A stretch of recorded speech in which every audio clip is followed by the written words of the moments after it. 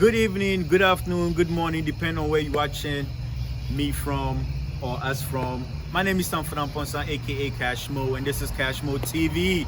And today I'm having a lovely conversation with my sister right here next to me. We just talking about life, man, the ups, down, the good, the bad, and also what she got going on and how we can also help her as well. So make sure you always do what you got to do to help me grow, and that's subscribe. Make sure you hit the bell icon so you can get all the notification when I post a video and stuff. I told you I don't do interviews, man. This is just a conversation. As you can see around me, we outside, the weather's feeling good, and we just about to talk. What's up, girl?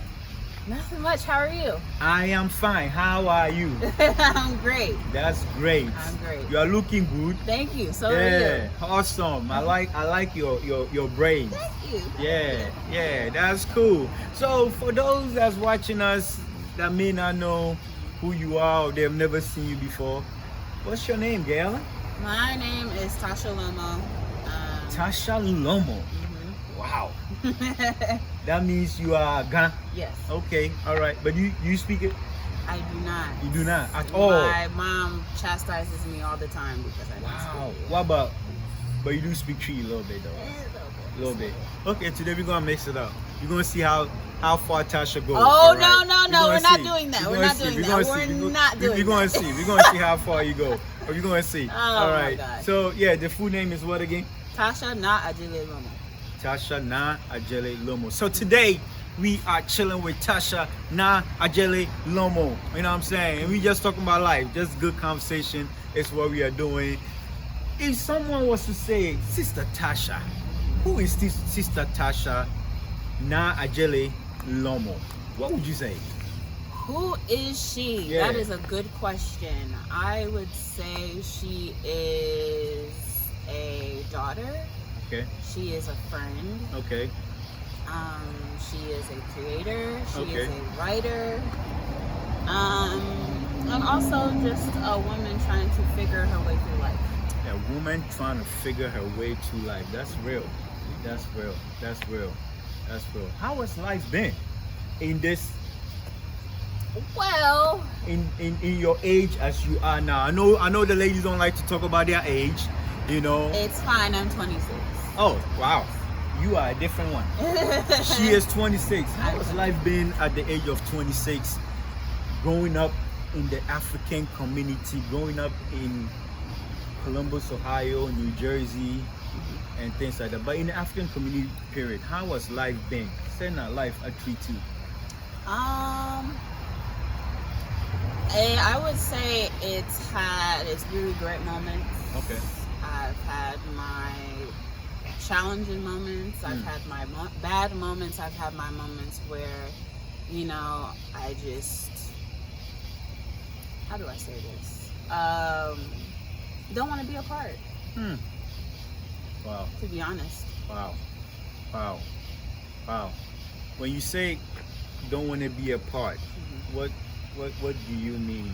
Like don't want to be apart? Like I mean, I feel that the Ghanaian community here, I don't know about anywhere else, but I feel like the Ghanaian community here can be very disjointed. It can be very, not cliquey, but people don't always approach you in a genuine way, or they're not always genuine, Okay. And I feel like it's a common theme that I've heard amongst, African kids in my age right here. Like they feel that,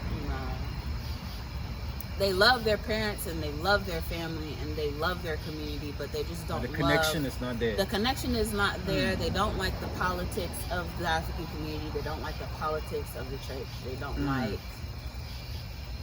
feeling like they can just be themselves. When you say politics of the community, politics of the churches, what are some of the things that you have seen personally that you like, no, this gotta change? Like, because I do this thing here just for the new image Africa, because sometimes if sometimes some of our parents don't even know how some of the things they they are doing or they did affect us as Yeah. you know, as teenagers, you know. So Yeah. like I'm doing all of this just to basically just shine the spotlight on some of the things that they can do to also make it a little easier for the upcoming ones and stuff like that. So what are some of the things that you personally experienced that you say, you know, hey, this one there, I don't like it at all? I think the judgment is very heavy. The judgment. The judgment. Mm. And you know, I always believe and have always believed and will forever believe that God is the only judge. Right. But, you know, I don't know what it is about Ghanaians, but they just always want to place their opinion or their perception of how they think you should be onto you. And can I get that voice a little bit louder? Yeah. Okay. But, you know, Ghanaians just don't really allow for people to just be themselves without that judgment. You know what I mean? Like, not everybody is going to present themselves in a very, what's the word, like put together fashion. Okay. You know, so like, I just feel that the judgment can be very heavy, and I feel like that doesn't allow for us to really build genuine, strong friendships, relationships. Wow. So was these judgment not only in the community, also in the church as well? Is that, absolutely. is that how you're feeling? Absolutely. Wow. I absolutely believe that. And I feel like it doesn't allow for people to just be transparent. You know, because it's like you're thinking like, oh, I'm going through this thing, or I'm experiencing this challenge and I need help. But I don't want to say anything, or I don't want to go to anybody because I don't want people to judge my situation. I don't want people to, you know, chastise me. I don't want people to throw stones at me because I'm going through this challenge, or I'm experiencing this thing that I'm having a hard time with. Wow. You know? Right. And I feel like that that allows people to just fall, you know? Because I really do truly believe when people fail, the community fails too. Right. True.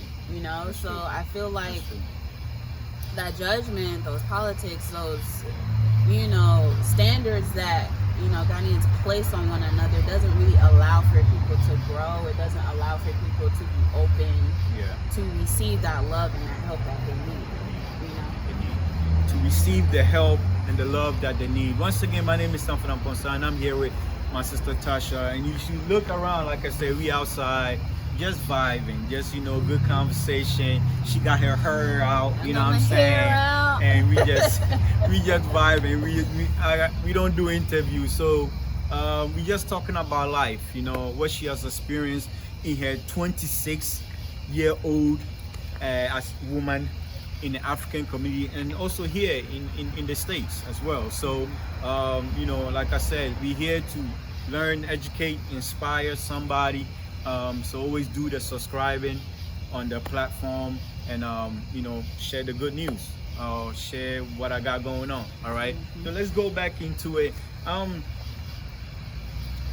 You know, it's real because there's a lot going on in the African community that, you know, it's like you're not shining a light on, you know. And you recently wrote something that I was like, wow, that's so real, because a lot of people, when they're going through some of these things, they don't like to talk about it. Yeah. What you said something about mental health. Can you let me know? Because it's new to me, you know. I've heard it so much. It's new to a lot of African folk, man. It is. Yeah, I've heard it so much, but if someone has it around me, they probably wouldn't show, right? Because, like, once again, like you said, they don't want the judgment, right? So, for someone who have had that experience with mental health, what is it like, you know? Because what is it like? Yeah, what is it like? It's funny because when I went to school, so I went to Miami University. I got a bachelor's degree in psychology. Oh, congratulations. And I got a bachelor's degree in family studies. Oh, congratulations. Thank you. Wow. Okay. So originally I wanted to be a therapist, so I studied it. And it was also back up small so the camera can see you better. Okay. Okay. I studied it, so it kind of shined a light on the fact that, people go through different things with their mental health, and it looks different for everybody. Wow. Like, say somebody has depression. The way they navigate through their depression may not be like the next person. So sometimes it can be hard to spot, sometimes it can be hard to tell that somebody is going through something like that, because it looks different for everybody. Okay. As far as me personally, I've definitely struggled with depression. And it often... What was it that got you to that? Was it just a stress that was going around you? Was it something particular that happened? When did you start noticing that, something is not right? Something is just not right. I would say, so currently it's just me and my mom. Okay. And like, it's been just me and her for a long time. So it can often feel like you're alone, It can often feel like you don't have anybody there with you. And I don't really have the most positive experience with my father. Okay. So that was something that really triggered me into that state. Okay. And just also feeling kind of disconnected, I feel like as an African kid, as a Ghanaian kid, it can be hard when all of your family is overseas, or you have a lot of people that are not like physically close to you. Right. So sometimes it can make you feel really isolated. So I would say that's something that I struggled with. So what when this started happening, when you go to depression and how was that like in the people around you? What you did notice that something's going on, and was you acting any sort of way when you get to that stage? Like, I was very quiet. Okay. I was very reclusive. I didn't talk a whole lot. Okay. And sometimes I can just come off as, oh, she's just shy. She's just shy, or he's just shy, or they just don't like talking to me. When in reality, I'm just sitting there and I'm going through all of these thoughts and emotions, and I don't know how to talk about them. Wow. Or I don't know how to process them. I don't know how to explain that this is what I'm going through right now. So that's how it makes you feel. There's something not right, but you just don't know what it is. Is that basically what you're saying? Right. Wow. Right, yeah. Wow. And I feel like from where our parents come from, like, I feel like they probably go through the same thing. But they probably don't know. They probably don't know what it is. Like, you talk to an older African, you mentioned depression, they're looking at you like, what are you talking about? I don't know what that is, or I don't. Yeah. So they don't even realize that is a problem. And then you have your parents or your older loved ones are going through these things, and instead of sitting down and really assessing what the problem is, you just push through and you keep going, and you keep going to work, and you keep going to church, and you keep on without really addressing the problem. Right. So yeah. So what do you think? How was that conversation like? Did you approach people in the community, your mom, or like, did you seek for any help as far as your mental being? Like, how did you go to anything like that? Did you go to a pastor to seek, or do you even think our African community even have any knowledge on how to even help people with mental health, or do you just look outside the community? How are you coping with that? That's a good question. I feel like this is not just an African thing. I think definitely not. I think it's a Christian thing that it can be prayed away. It can be scriptured away. Just read your Bible and pray. That is not how mental health works. Like, you have to go. Your you bottom, your bottom. Yeah. And that's not how that works. You have to go seek help. You have to go to a counselor. You have to go maybe even to a psychiatrist if you need medication. And people are they hold on to these beliefs and values so tightly that they don't allow for themselves to get that help, like I said, you know? So I don't think that we do have the knowledge or the tools or the resources, not enough of it to, you know, when somebody does go to a pastor and say, I'm battling with depression, it's great to pray. It's great to read scripture with them. But what is the next step? What else are we doing to help that person? You know? After you prayed for me, what is the guidelines to help the person with the mental statement? Wow, that's so. How are you personally dealing with it? How do you make sure that when you do get depressed or when you get to that stage, you say, okay, Tasha, all right, how are you dealing with it? Because I know someone probably may be watching right now. You know, they probably experience what you're talking about. They probably looking themselves in the mirror like, can it be? Is that what I have? You know, but how do you deal with mental health? Like, how do you deal with, you know, that depression when it comes? And how are you making yourself better with what you noticed about your mental being? I would say, so I started counseling. Okay. So I did do that. I journal a lot. I write. Pray. Yeah, I pray. I talk to friends. And just like lean on people that the ambulance thing is very loud. So yeah, you're gonna have to raise up your voice a little bit. Like I said, we outside though. This is not your normal interview. No, not at all. No, not at all. So yeah. Oh, I hope you feel better. Oh, sorry. Yeah. So okay, it's gone, but still raise up your voice a little bit. Yeah.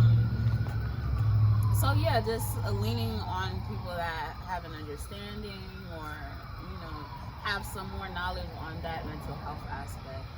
So that's what I'm personally doing for myself. So do counselors really work? Or sometimes a lot of people say, they call counselor, I want to seek for help, and they just talk, they know solutions. Do you believe in, you know, going to counseling for anything? Yeah. I think people have the wrong idea of like a counselor. Like when people hear counselor, you know, back in the day we used to watch TV and see those counseling sessions in movies and on TV shows, and people think, oh, you only go to a counselor when you're insane or when you like, you know, you're just not well in the head. Okay. You know, and that's a good point. Sometimes that's not the case. You just need to talk. Yeah, sometimes you just need to talk, and sometimes you feel like you don't feel comfortable talking to the people around you, or you don't want people to know. You know, so it's good to have that, you know, somebody professional that is objective and can give you an objective view on what you're going through without judging you. Okay. And you know, they're a professional. They're not allowed to say it to anybody. Right. You know, so there's a level of trust and confidence there. You feel better talking to that person than some of our leaders in our community? Sometimes. Yeah? Yeah. Wow.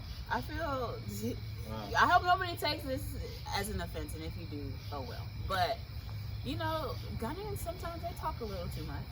You know, like sometimes you share shit. A little.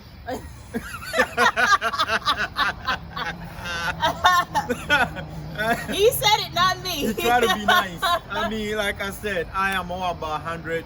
I keep it 100 and respectful with real, it. That's but, real. You know, but like sometimes they share things they should not share with people they should not share them with. If somebody is on the phone with you, in church with you, and they sat down and they told you something in confidence, why would you go say it to somebody? You know? And I feel like that's also a really big issue. Because then there's a level of trust that's void after that. Right. You know? Right.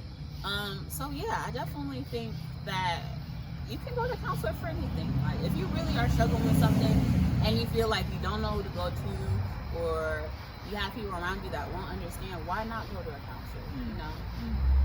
And another key point is to shop around. Shop around. You don't have to stay with one person.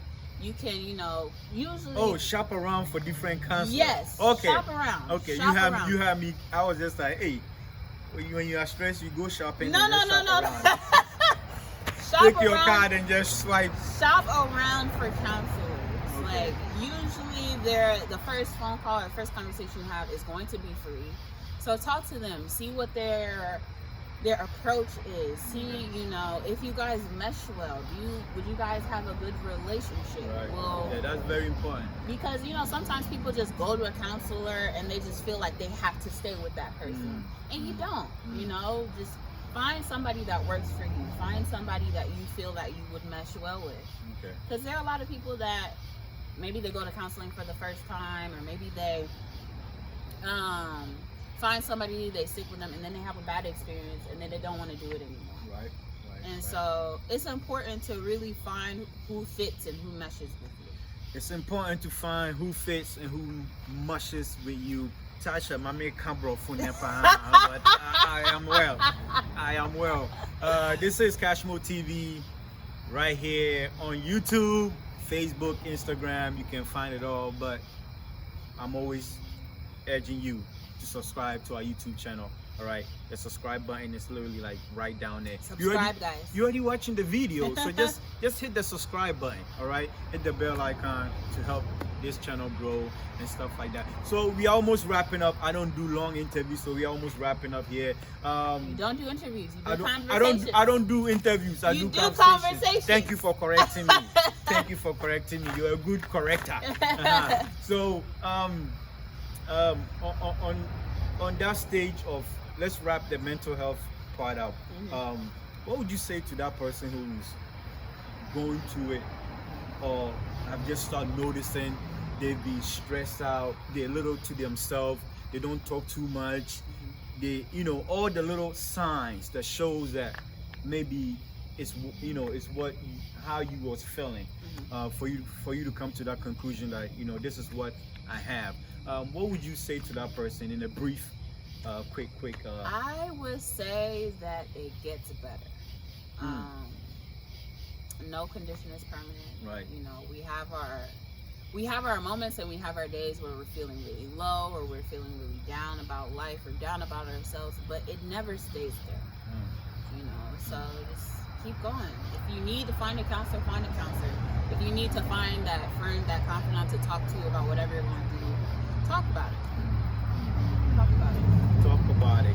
All right, so let's get into the other section here, and that is, for right now, what are you doing right now? What you trying to do as far as you as a 26-year-old? What's ahead of you? What's going on with you? So right now I'm working on going back to school. Okay. To get my graduate degree. All right. Going back to school again? Wow. Yeah. Okay. Trying to get the third degree? Trying to get the third degree. Wow. The Awesome. third degree. So what are you going to school for this time? I'm going to school for clinical nutrition. Wow. Clinical nutrition. Clinical nutrition. Uh-huh. And that is, give me a little bit bio about that. So clinical What do you nutrition. So basically, you consult with people, and you figure out whatever their issues are with their health, or what is concerning their health, and you help them formulate a eating plan or lifestyle change to help get them on a better track in terms of their health. Okay, awesome. And I think Africans need that.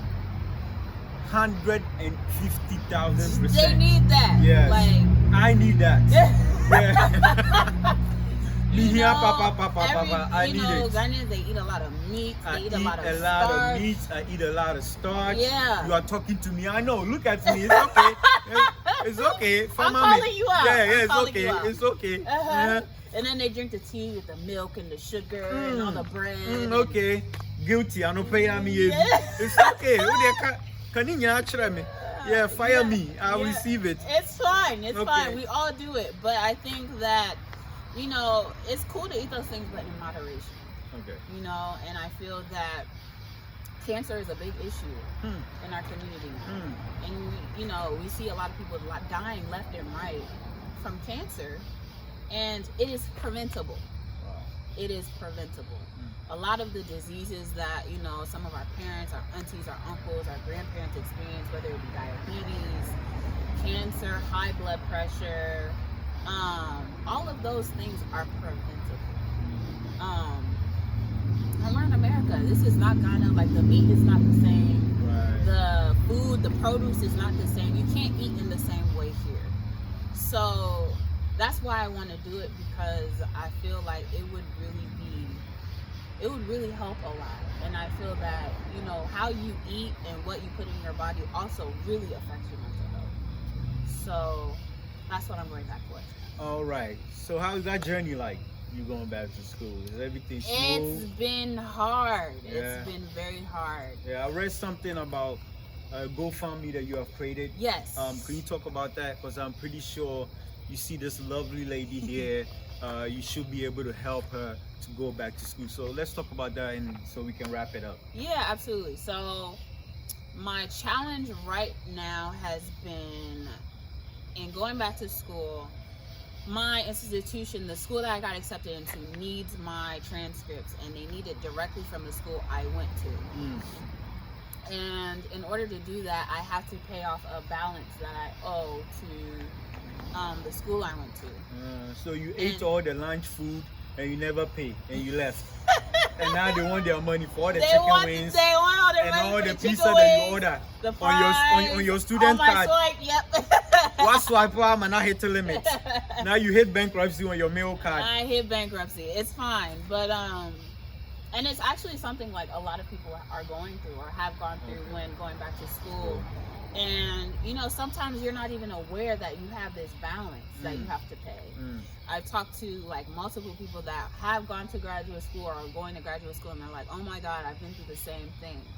And so, you know, it was a tough decision to make, to put myself out there, because I'm like, I'm sharing this with people, you know, like the judgment. The judgment. The judgment. Wantimia, wako school. Sena, wako boka.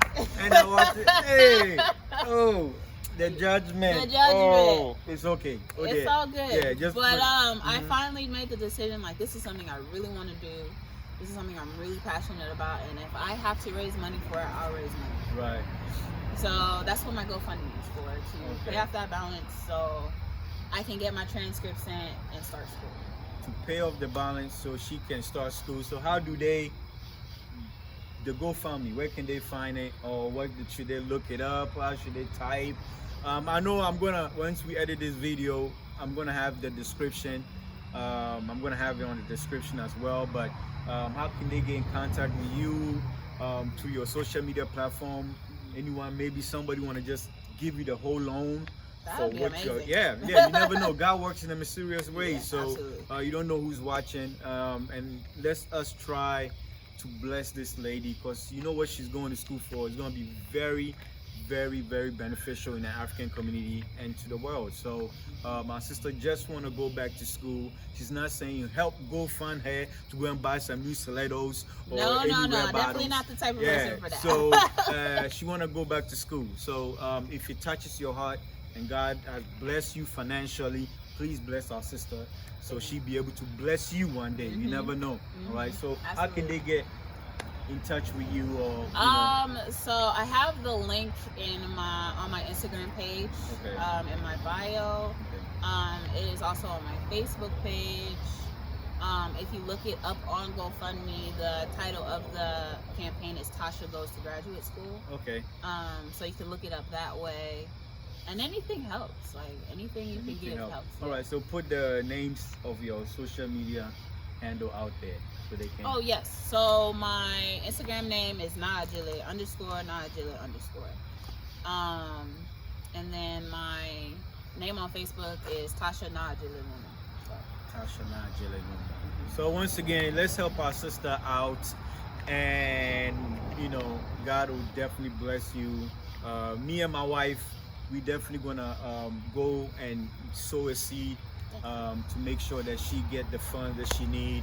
So you do your part. Anything help, all right? Whether it's 20, 200,000, 3,000, 5,000, 10,000, 1 million. It helps. You know, 1 million would be great right now. And Kamikra and Kameji, I'll take it myself. But yeah, so we can wrap it up here. And before we do it, you know, we definitely gotta do the hot seat with Tasha. Hot seat? What hot seat? Yeah, hot what are we seat doing? with Tasha. What is this hot seat? So, I Tasha, wasn't warned about this. your favorite food, your favorite African food. Your Uh, favorite African food is what? okra stew. Okra stew and banku. Do you like it with palm oil, or do you like it with? Some people like it without the oil. Some people like it as No palm oil. no palm oil. No palm oil. No palm oil. Okay. All right.